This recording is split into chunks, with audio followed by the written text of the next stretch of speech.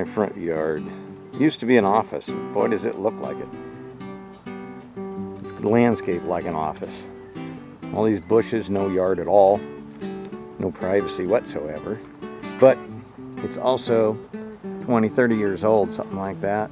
Well, since the mid-80s. Late 80s, probably. Everything's overgrown, poorly pruned. Check it out. Look at that. Lots of dead wood right up there. See that dead wood right there in the trees? This is a pine tree. Got these gigantic rhododendrons. A few other plants here that Flashcam Gordon, he told me all about it and what they were and everything, and you know, I forgot. Because usually when I plant plants, I don't plant them. I just give them an expensive and respectable burial. Yeah, then they die. So anyway, you can see the undulating topography of my yard. It's pretty lame here. I had a little fake pebble creek that came right through here and around here. Underneath it is a drain.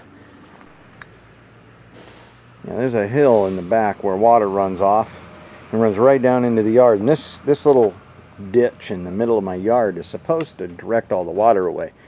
But it's pretty much rendered this yard useless. And this is the old solar lights that don't work. Not a surprise. They're solar powered, and solar powered yard lights only last a little while, and then you got to throw them away. You get ones that actually work on electricity, you only have to throw away the light bulb. And these you got to throw away the whole thing and replace them. And it's supposed to be green technology. I kind of question that.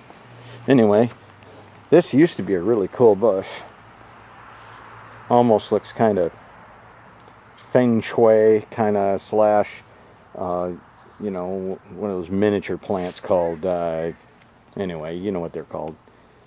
When they make them really small and look like they're big. But anyway, this thing is now ugly and dead and poorly pruned, and all this is stuff that happened before I got here. So I'm going to cut all this stuff out of here. I've got all these big pine trees. I've got, check out this cherry tree.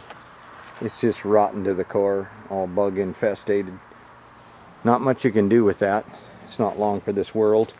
And I'm not going to put a whole bunch of work into this just to have to come in and do it again.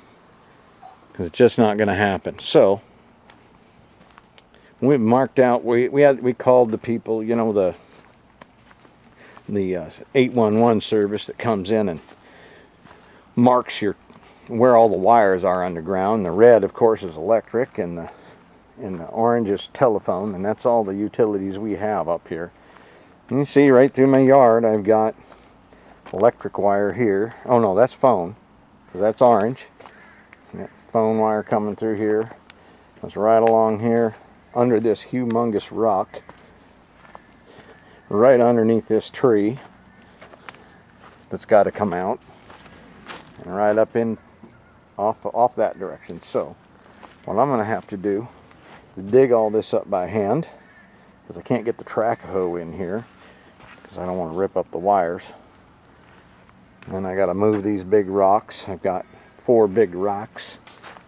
Yep, there's 3, and then I have another one all over here somewhere. Got another rock, and there's another big rock, maybe 2. And it's a couple of big rocks underneath a tree, and another gigantic rhododendron. Another big rock over here. There, you see that? Right there, that big rock. And I got a couple more here. These big rocks are going to go into a retaining wall along my road. And I've got the road right here, you can see. And it's much higher than the house. So in order to get the slope of the land to go away from the house, I'm going to have to dig this out quite a bit. And thus I'm going to have to put a retaining wall right here along the road in order to keep it from sloughing off and the road collapsing into my yard. So that's what these huge rocks are going to be used for. Yep, got these huge rocks. I've got quite a few of those around. And I also have over here some landscaping blocks, several pallets of them. So between all that stuff, what I've got and what I've got to work with, and the judicious use of a track hoe and a front loader, this yard will take on a complete transformation. Keeperofthemountain.com